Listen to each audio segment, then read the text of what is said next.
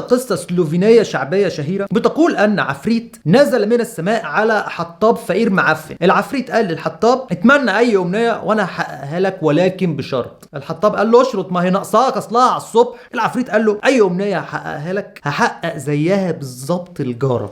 الحطاب قعد يفكر يفكر يفكر وبعدين قال له انا خلاص عرفت انا عايز ايه. قال له عايز ايه؟ قال له عايزك تخزق لي عيني. وازيكم يا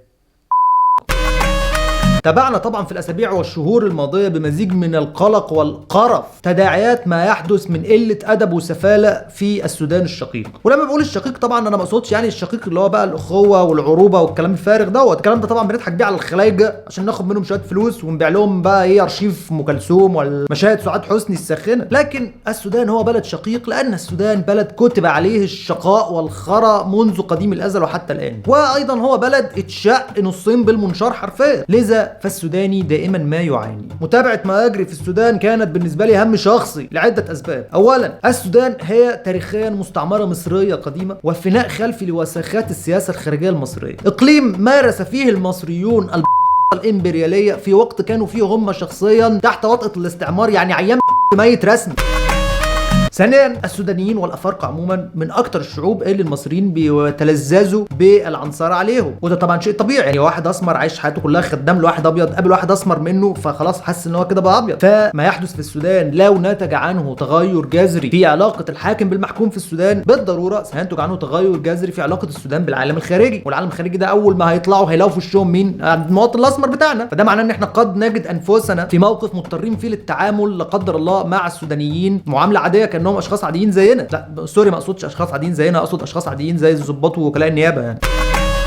ثالثا، متابعة ما يحدث في السودان كان لها تأثير الشطة في الأنبولة لدى كثير من المصريين على اختلاف أيديولوجياتهم، خاصة عندما لاحت بوادر نجاح ما في تجنب الأخطاء المضحكة التي وقع فيها المصريون في تجربتهم الثورجية الخروجية والتي جعلت منهم طراطير التحول الديمقراطي وأضحوكة العالم في الكام سنة اللي فاتوا. لذا فتداعيات الموقف في السودان قد يكون ليها تأثير مقلق على الوضع في مصر، خاصة في الكام أسبوع النكسين اللي بنعدي فيهم دول. ربنا يعديهم على خير وننجح بإذن الله في دفس اللبوسة كما دفسناها من قبل بفضل الله اولا وبتوجيهات القياده البلبيسيه. ثانيا، قطعنا شوط طويل جدا في مسار تحويل مصر الى مدينه كوكي بارك كبيره جميله عظيمه سعيده تعوم في بحر الخرا وتتلذذ به وتغرف منه المزيد. ولكن للاسف ما زال هناك بعض المصريين القذرة الزباله ما تفهمش بقى يعني امراض عقليه ولا تشوهات مخيخيه، بينظروا للخارج وينظروا حولهم وبيسالوا انفسهم اسئله قذره من عينه لماذا نحن هكذا، مع انه ممكن جدا ما نبقاش هكذا. منذ عده اعوام كانت لدينا المقدره على تحويل انظار هؤلاء البهايم الى ما يحدث في دول مثل ليبيا والعراق وسوريا، وكأن كوكب الارض ما فيهوش غير الثلاث دول دول، وكأن تاريخ الانسانيه لم يكن موجودا قبل 2011 ولم يكن به ما يمكن ان نتعلمه من دروس. والحمد لله هذه الفلتره الجغرافيه والتاريخيه كانت كفيله بتخويف المواطن الاسمر من خياله وارغامه على قبول الواقع الكوكي باركي، وكنا ماشيين الحمد لله زي الفل. دلوقتي المواطن الاسمر بتاعنا لما يجد دوله مثل السودان، دوله الصوره الذهنيه عنها في مخيله معظم المصريين هي انها دوله ما فيهاش ميه ساعه اصلا، ويجد هذه الدوله بتنجح في ازاحه نظام عسكري ديناصوري متكلس مثل نظام البشير، بل وتنجح استغفر الله العظيم في عمليه تحول ديمقراطي، بل وتنجح استغفر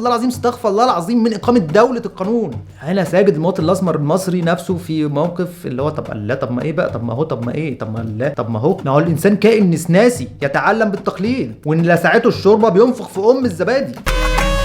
ولكن بالرغم من كل هذه الاخطار فانا مش خايف بل ومتفائل، وعندي عشم في ان التاريخ لن يخذلنا وان الشر ان شاء الله باذن الله سينتصر في النهايه كالعاده. المتابع السطحي وقارئ المانشيتات فقط اللي زيي بنظره سريعه كده ممكن يستشف من تاريخ السودان الى انها دوله تاريخها السياسي يشبه بشكل كبير جدا مزرعه البكتيريا. الاستعمار الانجليزي الاكسلنسي كما كان يسميه الرئيس السابق مكعب حسني مبارك رحل عن هذه البلاد وغار في 60 داهيه، ومنذ ان رحل والقوى السياسيه في السودان لا تعجز عن العصور عن مبررات للتناحر والتصارع، كما تتصارع الديدان في بلاص المش. بالك كرييتيف اللهم صل على النبي في التنظيمات والجماعات والحاجات دي. كل 4 مخلصين ثانويه عامه يلموا لي بعض يكتبوا لي مانيفستو ويقول لك احنا تنظيم، احنا الجماعه الوطنيه للبلياردو، احنا منظمه شباب قيلوله 89، احنا بقى الحركه الاسلاميه للاستنجاء والتفكير. وخد في جنابك بقى هوب سلاح داخل من هنا، هوب فلوس داخله من هنا، هوب معرفش مين مستخبي عندنا، وانزح بقى في المجاري.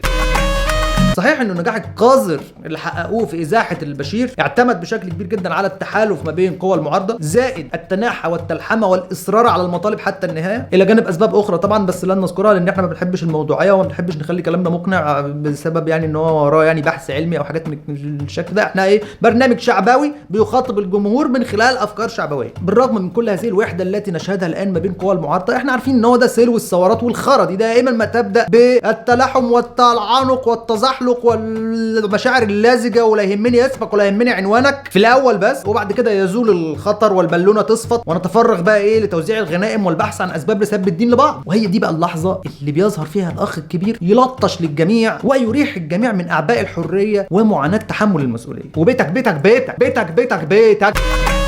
كل امل ان شاء الله في ضباط وصف ضباط ولواءات وصف لواءات، صولات وصف صولات وخرزانات الجيش السوداني في قدرتهم على امتصاص الزمزقه والتلطيش للبشير امام الراي العام، عملا بمبدا اضرب صاحبك لو هم كتير. كل امل في سذاجه وهبل الاشكال التقدميه واليساريه والمهلبيه اللي في كل بلد في العالم دائما ما يبداوا مسارات النضال والوساخه ويقدموا التضحيات والقرابين والمش عارف ايه عشان يذلوا ايمانات اهالينا بيها 7000 سنه قدام، ثم يتفرغوا بقى للعياط والنوستالجيا في البراء بمصمصه وعضعضه في الخسائر والهزائم وادبيات الثورات الفاشله. نفسي افهم سر هذه العلاقه القاسمه بين اليسار والمازوخيه. كيفه سبانكينج انتوا، كيفه تموتوا في السبانكينج، تموتوا في السبانكينج.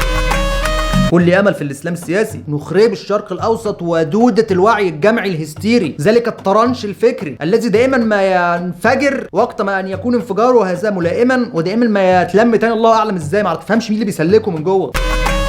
كل امل في نخبه المجتمع السوداني وحيتانه وورلورداته، هؤلاء الاخوه الكبار حماة العادات والتقاليد وبياعين الكلام وتجار الحروب، كل ثقه في قدرتهم على ارتصه البسطاء والسجز وزغلله عينيهم بمعسول الكلام وشخشاخه البونبوني. كل امل في المجتمع الدولي وكل الانتهازيين ولاد واولهم مصر الحبيبه، وفي كل من سيجد في لحظه الترمله تلك فرصه لخطف ما يمكنه خطفه. اللي عاوز يبيع سلاح يخش يبيع سلاح، واللي عاوز يشتري بترول يخش يشتري بترول، والبنك الدولي يسلف والخليج يتلف والغرب يربي كتاكيته والشرق يلم قراميطه. كل امل في النظام الرأسمالي النيوليبرالي العالمي وتشابكات مصالحه المركبه والمعقده وقدرته على حمايه نفسه من الديمقراطيه في الداخل قبل الخارج، بابتلاعها وابتلاع مطالبها وصبغها بفرشه اللون الازرق الكوربريت الجميل. كل امل في الطبيعه البشريه وتسلل الزهق للقلوب وعمى حب الانتقام وافوريا الهستيريا الجماعيه وتوجس الانسان من اخيه الانسان. اما بالنسبه لمصر، طبعا انا عارف ان انا وعدتكم ان انا في هذا السيزون الجميل ساحل مشاكل العالم، ولكن انا بحل مشاكل العالم عشان مين؟ ما عشان مصر. ما هو العالم ايه ومصر؟ اما مصر ام الدنيا وهتبقى بنت اخت الدنيا ان شاء الله، وادينا شايفين. لذا فالاولويه هي في حمايه مصر من طرطشه الخرا اللي هيجي علينا من الجنوب. فكيف نفعل ذلك؟ اقترح اخ كبير وكلامي غير ملزم. بدء العمل فورا في مشروع الثقب الاسود الجنوبي، مشروع هندسي انشائي تكنولوجي ضخم على الحدود بين مصر والسودان، عباره عن بوابه زمنيه الكترونيه تفصل مصر عن السودان تماما. البوابه ستكون عباره عن 152 الف عمود صلب متصلين ببعض من تحت بسلك شبك زي اللي هو بتاع عشش الفراخ دوت، ومن فوق كابلات نحاس 6 مللي مزوده بلواقط حديثه واجهزه واي فاي تي بي لينك، ومدهونه طبعا كلها بالوان علم مصر. يتم التحكم فيها من خلال غرفه مركزيه بها عدد 2 ضابط وعدد 2 عسكري و5 طن مكرونه مقصوصه. هذه الاعمده هتلتقط اي اشارات الكترونيه وسخه قادمه من الجنوب، بس اذاعي، بس تلفزيوني، انترنت، اي خرا، وتقوم بعمليه تشويش على هذه الاشارات واستبدالها باغنيه تسلم الايادي اون لوب. تسلم الايادي اون لوب، تسلم الايادي اون لوب، تسلم الايادي اون لوب، تسلم الايادي اون لوب، بحيث ان المواطن الاسمر عندنا يغرق في حاله جهل تام بخصوص كل ما يحدث في السودان. هذا الجهل اوريدي حاصل، هم اصلا المصريين ما يعرفوش اي حاجه عن اي حاجه بعد الفيوم ب3 كيلو، فما بالك بالسودان. الثقب الاسود الجنوبي هيتكلف انشاؤه حوالي 17 مليار دولار، هنجبر حكومه المكسيك على دفعها لان واضح ان ده البيزنس موديل اللي شغال اليومين دول. وطبعا اللي هينفذ هذا المشروع هو عقول الهيئه الهندسيه وسواعد العماله المجانيه من المجندين سيئي التغذيه. ان شاء الله لو نجحت التجربه وستنجح التجربه نعمم المشروع وننفذه في الاربع جهات المحيطه بحدود مصرنا الحبيبه بقدرات تشويشيه اقوى ومدى تغطيه اوسع، بحيث نعزل المصريين تماما عن كل ما يحدث خارج القطر المصري لحد ما ينسوا اصلا هم عايشين فين او هم مين مين او في ايه او ايه الحياه او في اين هذا العالم، ويمشوا ينهقوا في الشوارع اكتر ما هم بينهقوا. بالتوازي مع عمليات الانشاء هنستخدم جهودنا الدبلوماسيه لنعمل على تطويل الفتره الانتقاليه في السودان لاطول وقت ممكن، بحيث يكون عندنا فرصه لنشر بقى الفراغ الامني بقى والهرتله بقى والسيكبه والفوضى والجريمه وتطليع الابراس من الشقوق واللعب في مخ المواطن السوداني وتخويفه من خياله، لاستخدام السودان لاطول وقت ممكن كبعبع جديد ننايم بيه اطفالنا في مصر وغير مصر كلما تعالت اصواتهم بالمطالبه باي نوع من انواع قله الادب والوساخه. الثقب الزمني الاسود هيكون وسيله ناجحه جدا باذن الله في تبطيء عجله الزمن ودفع التاريخ الى الوراء وتحدي الحتميات التاريخيه ومط وتطويل عمر هذه اللحظه القذره التي نعيشها، ومحاوله